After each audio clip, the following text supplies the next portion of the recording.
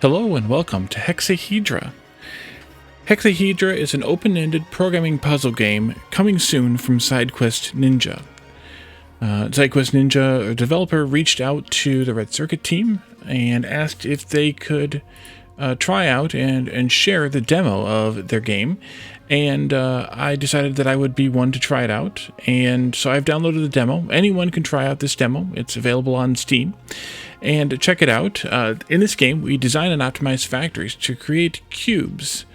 And sometimes the cubes are created from scratch. Sometimes they're created from partials. Sometimes they're created from the wrong parts, and we have to make them the right parts. But we're going to get in there and take a look at how this works really quickly here. This episode could be a little bit shorter than my usual feature slot. I don't want to do too many of the puzzles. I don't want to reveal too much of the game as it is right now.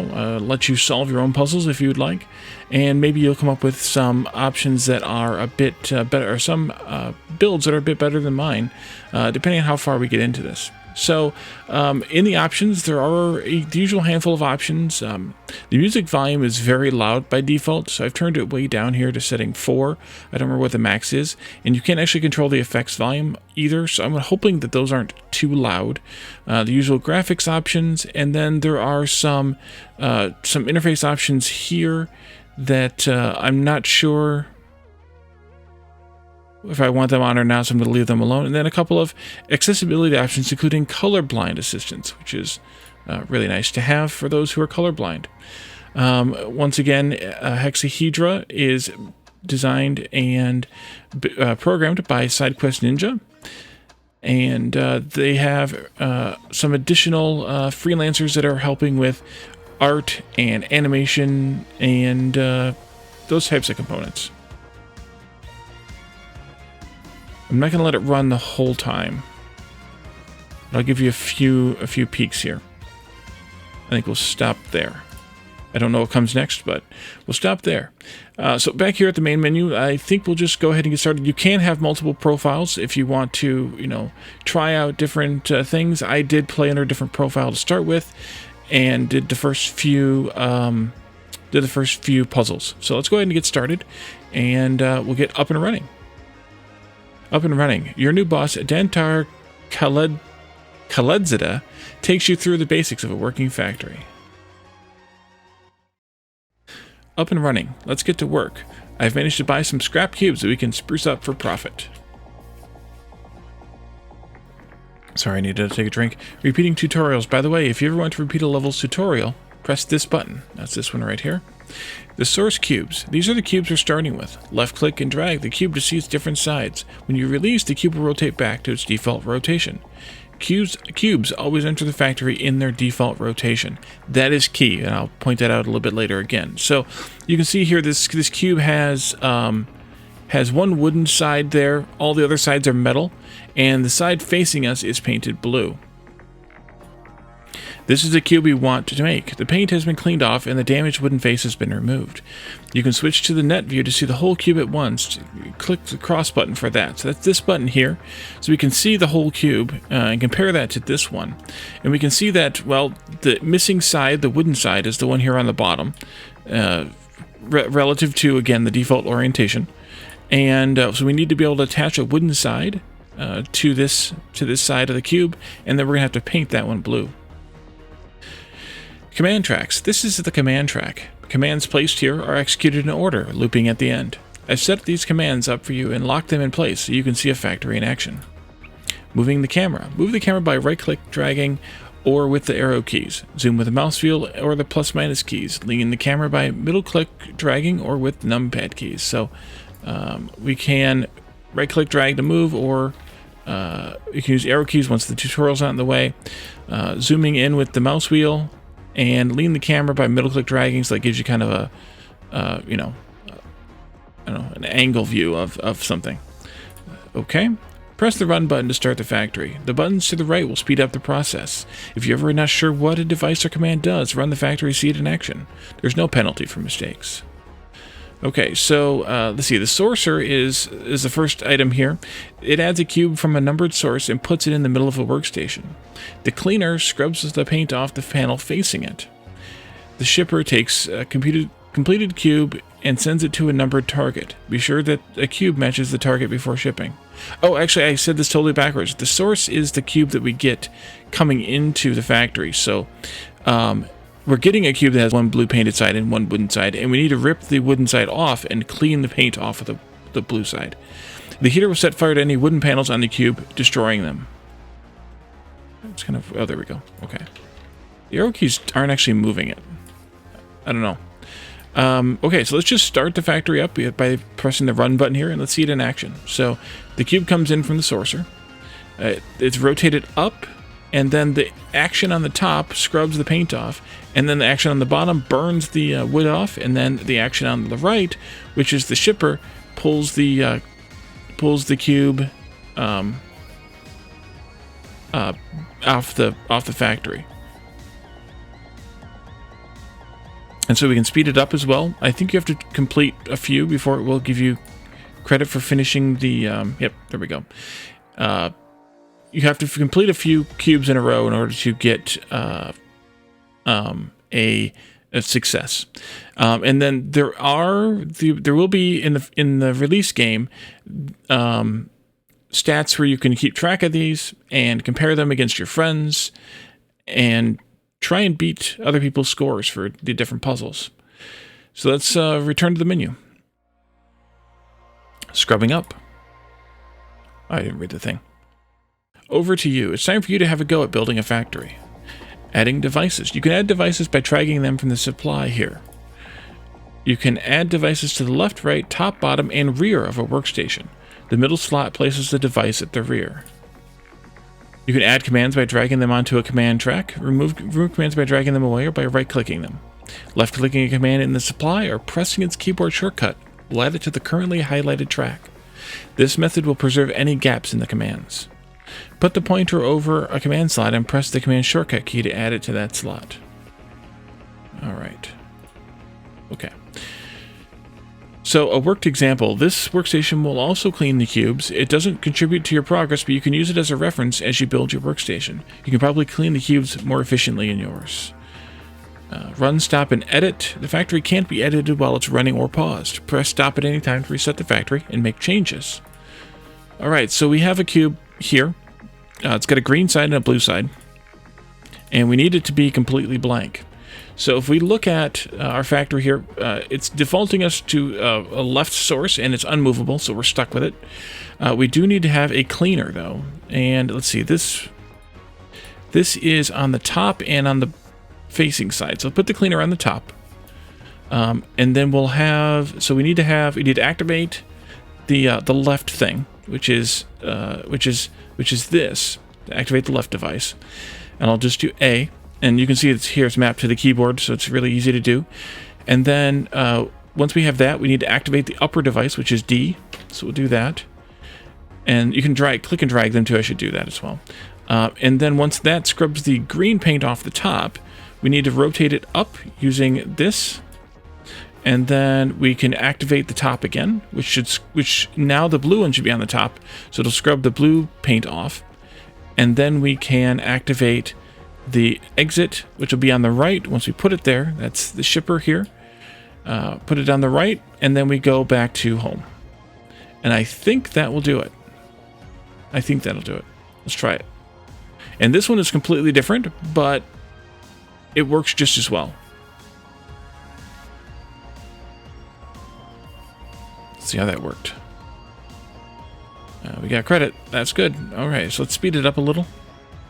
You can see down here you get credit when the whole thing is green. When it surrounds it in green, that means that you successfully met the goal. There we go. Let's return to the menu. Do another one. A lick of paint. Now that we have a steady supply of clean cubes, let's start delivering to customers. We've had an order for some cubes painted yellow. Let's set up a production line.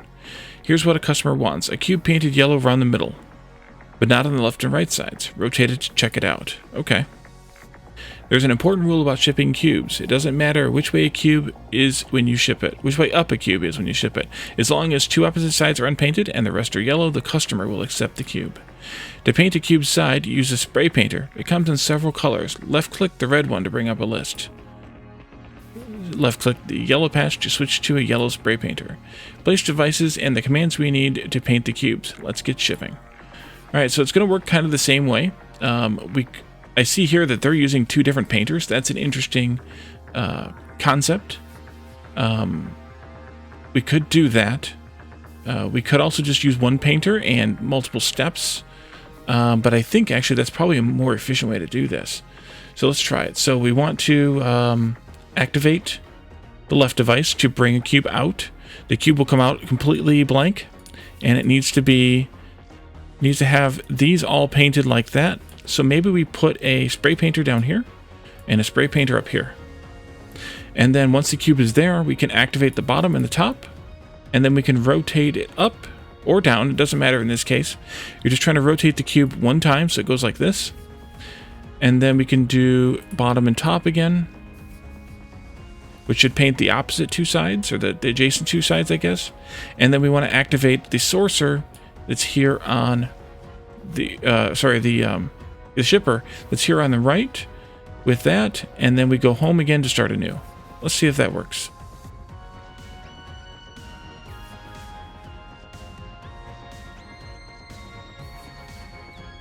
Looks like it's working so far. Will this show me? No, something shows me somewhere. I thought.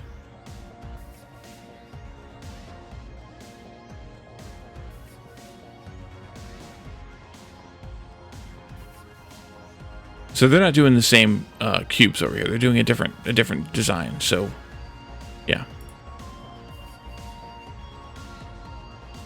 There's something else. And just keeping track. I thought there was a way to see the cube as it was getting done. Maybe that's in the pause screen? No. Okay, well, let's skip to the end here because we've got it working. There we go. Getting decorative. I think we'll probably go through maybe 5 or 6, and that'll be how many we do. I don't want to do too many, as I mentioned. These are pretty easy, though. Good news, one of our competitors delivered the wrong cubes to a customer, and they've come to us to sort out the mess. Look at the source and target cubes. The client wanted their logo stamped onto a red background, but they got cyan. Let's fix them. We can spray straight over top of the old color. No need to clean it first. The paint will cover up the logo, though, so we'll need to restamp it with a decorator. Additional command tracks. Doing this all will take more than one track of commands. You can add extra forward, left to right, or reverse right to left tracks by dragging them from the spline at the bottom of the screen. Drop them wherever you need them. You can also click to add new tracks to the workstation containing the highlighted track. Each workstation can have a maximum of 5 tracks. Extra tracks can also be deleted. If a workstation only has one track, attempting to delete it removes all its commands instead. Okay, switching tracks. The switch track up and switch track down commands allow you to move the command marker between tracks. If you want to move the tracks to see behind them, you can drag them with this handle. Try it now. Okay. Set up your workstation to fix the cubes and get them shipped. See if you can do it faster than the workstation on the right. Alright, so we have a stripe of green, and we have a stripe of, we need to be a stripe of red. So first off, we need to have a source here. And then, let's actually move this over here a little bit. And then we want to do paint.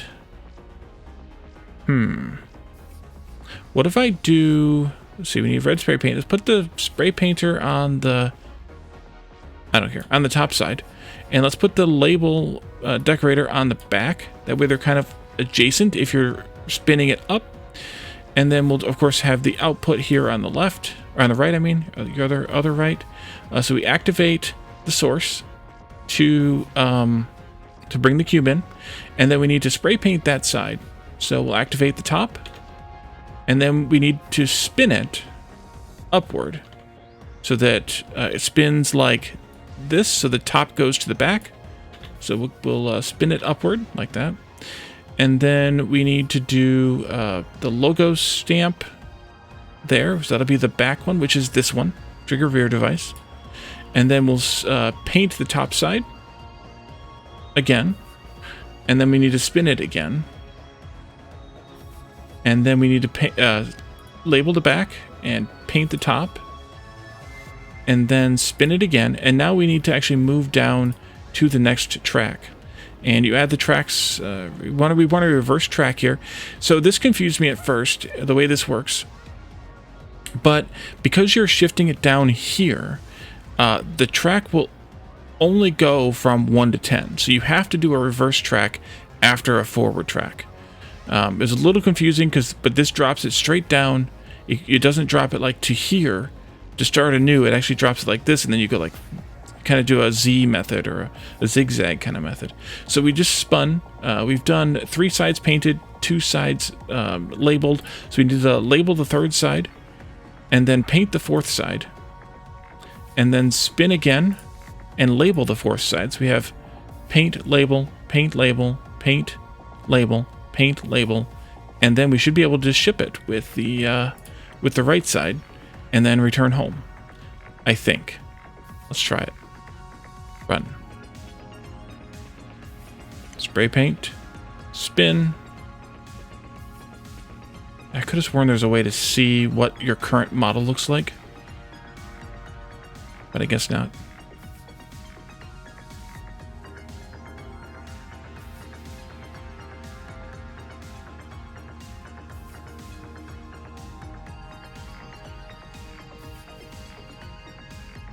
Let's see how we did. Green, we did it. Okay, let's go fast now for the other 4.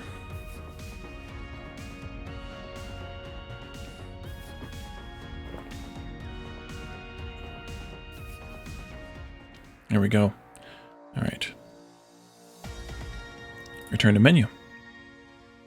Going solo. You've seen a few factories in action. Here, Dentar tests your ability to design and program a factory unaided. Another order has come in. I reckon you're ready to handle this one yourself. You can undo and redo changes to the factory with Ctrl-Z and Ctrl-Y respectively, or by clicking the undo button and the redo button opposite.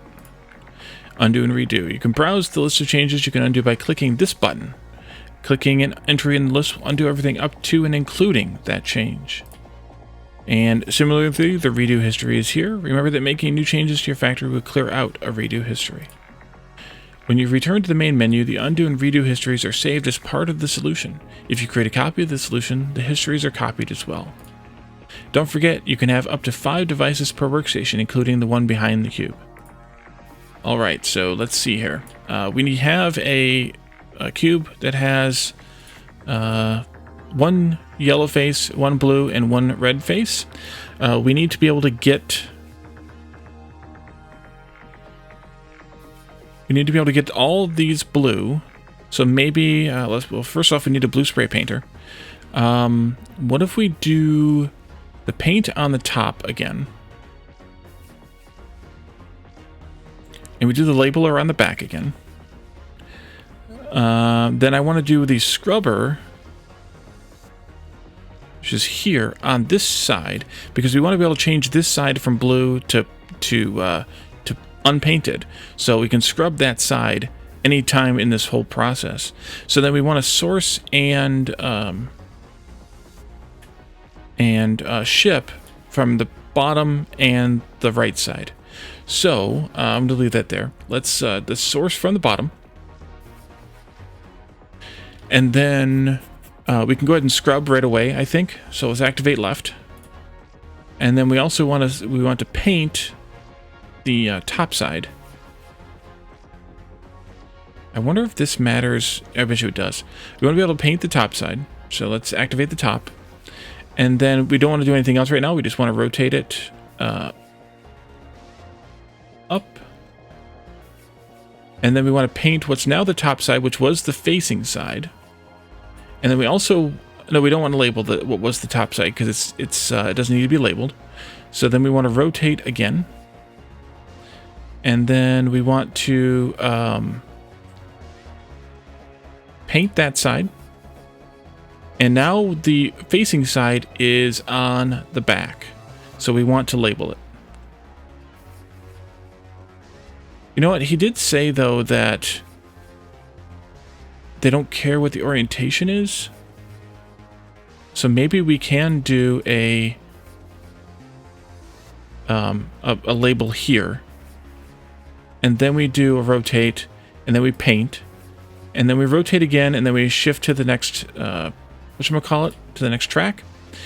And then we paint and label. So we've painted 1, 2, 3, 4 sides. We've labeled 2 sides. Then I think we can just ship and then home. I think. We'll see. Otherwise, we may have to adjust it and move them around to where the labels are on the facing and rear-facing sides. But I don't think we need to. We'll see.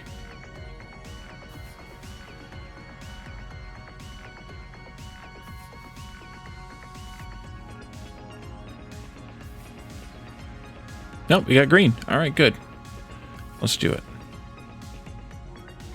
That's 14 steps. Not bad.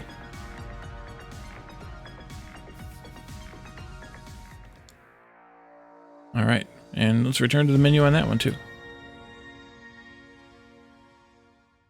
Cube merging, and I think this will be the last one we do in this episode. Our next delivery is going to require some assembly. We have some wooden cubes that need a metal side adding. We have 2 types of source cube. The first one is wooden, but has no panel on the left. The second is just a metal side. We can combine these into one complete cube as long as we make sure the panels don't collide. So this shows kind of how different merges work. So you have to make sure they're aligned and that they're not going to conflict with each other as part of the connection process. It's a little bit hard to explain. Even these videos aren't, in my opinion, aren't doing that great of a job of explaining it, but you can see up here that this one is rotating one of them so that they kind of come together, coupled together.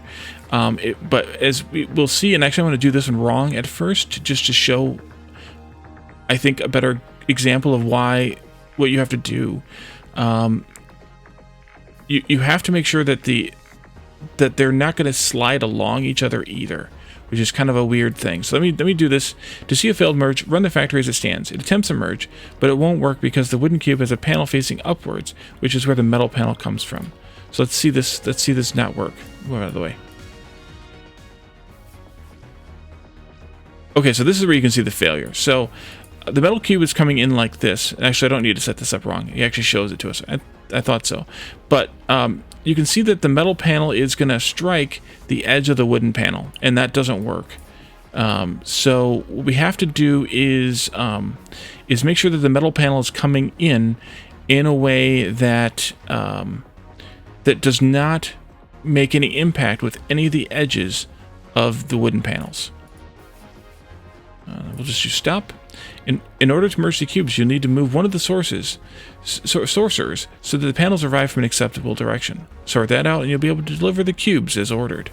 So we need to move, I think, sorcerer 2 over here. And then we're going to have to also paint this, some of this, which we need to paint those all 4 sides around. So I think we'll do a painter in green, or cyan, I guess that is, there, and then we'll do the exit here. Activate this one, which brings in that source. Activate the left source, which brings in the metal plate. You can see that here, and you can see this here. And remember, they always come in this orientation, so having the plate on this side means that it'll come and butt up against the open side of the cube instead of sliding along it, which is what we want to happen. And then we need to paint all 4 sides, but I want to just do this part right here first, just to show you that they come together before we do the painting part. So that puts that out, and that snaps that in, and then it thinks we're done. I think I can do... Yeah, you right-click on it. Okay, that's how you get there. So you can see that it is the correct cube now. It is what we want. We just need to have the 4 sides that are adjacent to wait, the four sides that are adjacent to the metal side be painted, whereas the opposite side is left wooden. So actually, this goes up here, and this goes over here, because there needs to be the four sides adjacent to the metal side. So once we get those both loaded, then we need to paint the side that's up, and then we can rotate again up, or we could do down, and then do paint, rotate, paint, rotate, paint. That paints all four sides, and you would think we were done here, but we're actually not, because we need to have it return to the home position. Because we could just do an exit here with the right, and then you would think it would be done, but it's not. So you actually have to add another track, which is kind of a bummer, but it is what it is. I want you to go there, please. There we go. And then come down here and do the activate right, and then do the home return. And I think that's correct, but let's try it. Okay, the cube successful. Yeah, you can just do this, and then you can see what's kind of going on at the real time too. So we have that painting. There we go. I forgot it was a right click. There we go, green. Yay! All right, so we have successfully made one, so let's fast forward through the other four. We could go super fast forward, but it ends so fast you can't even see it ending. So yeah, and so that is the... those are kind of the basic concepts. Getting past going solo kind of gets you, just a little bit into the basics. We could do the three-way merge, but I think I will let that one set for you to figure out on your own. But before we go, I want to show one other thing, which is there's a way to, if you double-click on a step, you can see the stats once they're in the game, and you can also see the solutions you came up with for each of the puzzles. Now, these simple ones, I don't think you could I don't think you could beat the beat whatever, probably even this, but definitely I don't think you could really do a whole lot better than the number of steps, devices, and commands for this, because the devices is kind of bare minimum. The commands probably as well, and therefore the steps as well, because you're producing 5 of them. So you need to do this, loop through these commands 5 times, minus the last home command. So that, I don't think you could do any better on some of these early puzzles, but later you might be able to try out different solutions and come up with some better options, and you have multiple solutions here, and you can give them a name or a description here. You can copy them to start from one and move into the other, and you can also delete them if you don't want to keep it for any reason. So that's another good feature of the game, is that you can try out different solutions and compare and contrast them and see which one achieves the best outcome. But so we're gonna leave this here. I hope this demo was interesting to you. If you like puzzle games like this, I think it will be, and we'll come back in the next in another episode with more demos, especially with Steam Next Fest coming up again in October. So keep an eye out on my channel for more demos of more games in the very near future, and also keep an eye out for maybe more of Hexahedra once it's released in 2023. Thank you all for joining me, and I will see you then. Bye for now.